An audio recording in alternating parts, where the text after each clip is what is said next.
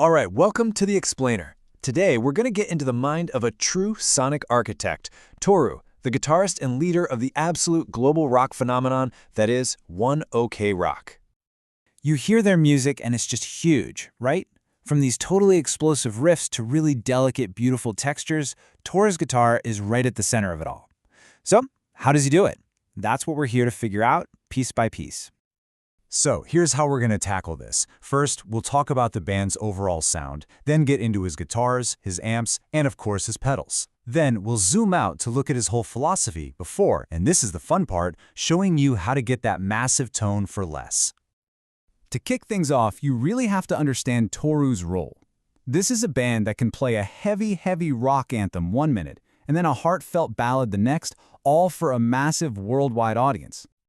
His tone has to do everything. It needs to be versatile enough for super intricate clean parts, and then switch to just bone-crushing riffs. And on top of that, it has to be powerful enough to fill an entire arena. That right there, that single requirement, dictates every single gear choice he makes. So where does a sound like that even begin? Well, it all starts with the guitars themselves. And what's super interesting is you can see this clear evolution in his main weapon of choice. In the early days, he was all about the Gibson Les Paul. You get that thick, classic heavy rock tone that was all over albums like Jinsei Boku Equal.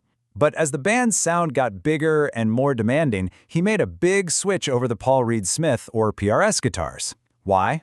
Well, they're known for modern versatility and, crucially, incredible tuning stability, which is an absolute must-have for their live shows. Now, this isn't just him collecting cool guitars, right? This is a system built for the stage. Each one is a specific tool for a specific job, usually set up for a different tuning. This means he can switch sounds in an instant without ever stopping the show. You know, like having that emerald green custom 22 ready to go for the half-step down tuning and clock strikes. It's all about efficiency. And hey, it's not all about screaming electrics. His acoustic choices are just as intentional. He uses the classic, warm voice of a Gibson J45 a lot, but he also grabs the super bright and articulate sound of a Taylor 914C when he needs to cut through, which you can hear so clearly in that studio video for Heartache. It's all about providing that perfect, delicate contrast to the heavier stuff. Okay, you've got the guitar, but that's only half the story. Now we need to talk about the engine of his tone, the amplifier. This is the absolute core of his live sound. And he's not messing around.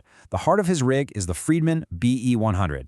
This is not something you just pick up at any old music store. We're talking about a serious boutique machine that's famous among rock players for a very specific, super articulate, and just powerful high-gain sound.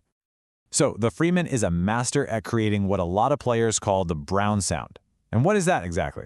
Well, think of it as the perfect balance between heavy distortion and total clarity. It's what lets his guitar cut right through a packed mix with vocals, bass, and drums without ever sounding harsh or muddy.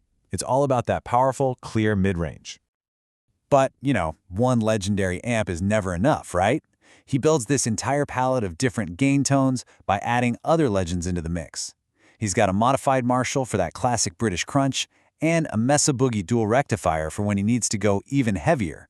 And all of that power gets pushed through the unmistakable punch of orange speaker cabinets. Now let's get into the fun stuff, the pedals. This is where Toru really puts on his painter's hat, you know? He's combining all these different pedals to create these amazing sonic colors and textures.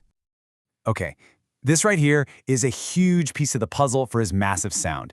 He doesn't just use one distortion pedal, he layers them. It's a technique called gain staging. So he'll start with that core crunch from his Friedman amp.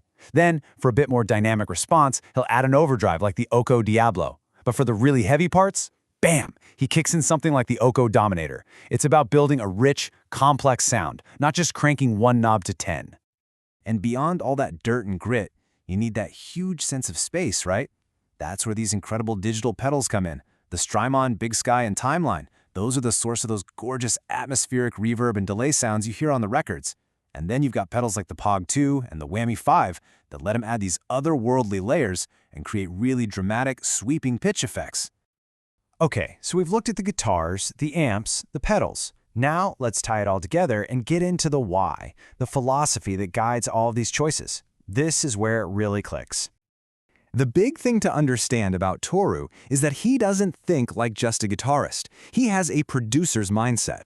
As the band's leader, he's always thinking about the entire production.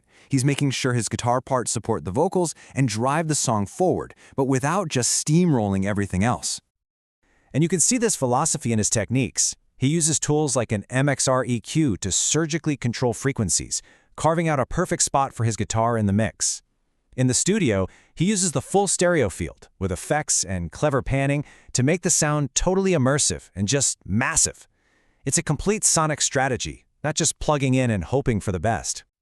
So you're probably thinking this all sounds amazing and incredibly expensive, and you're not wrong. But how can you get in the ballpark of this sound without, taking out a second mortgage? Let's look at some smart, affordable options. The great news is technology is on our side here. To get that mid-focused, high-gain tone of the Friedman, an amp like the Boss Katana is a fantastic choice. For that tight, articulate distortion, the Wazacraft version of the Boss Metal Zone can get you surprisingly close to his boutique pedals. Need those big, spacey effects? A pedal like the Nux Atlantic gives you great delay and reverb without the Strymon price tag. Or you could get a multi-effects unit like the Line 6 Pod Go, which can pretty much cover all these bases in one box. So at the end of the day, what's the big takeaway? It's that Toru's sound is a system, a meticulously crafted interlocking system, where every single piece, from the guitar to the last pedal, has a specific job to do. It proves that incredible tone isn't just about buying expensive gear, it's about thoughtful design. And that really leaves us with one final thought, a question for you.